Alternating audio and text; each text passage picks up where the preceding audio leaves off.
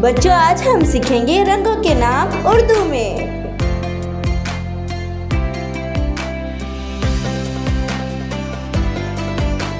یہ کون سا رنگ ہے؟ سرخ۔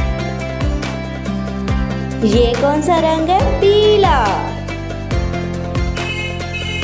یہ کون سا رنگ ہے؟ نیلا۔ یہ کون سا رنگ ہے؟ نارنجی۔ یہ کون سا رنگ ہے؟ کالا۔ یہ کون سا رنگ ہے؟ سنہرا۔ یہ کون سا رنگ ہے؟ گلابی۔ یہ کون سا رنگ ہے؟ جامنی۔ یہ کون سا رنگ ہے؟ براؤن۔ Thanks for watching. اگر آپ کو میری ویڈیو اچھی لگے تو اسے لائک کریں، شیئر کریں اور سبسکرائب کریں۔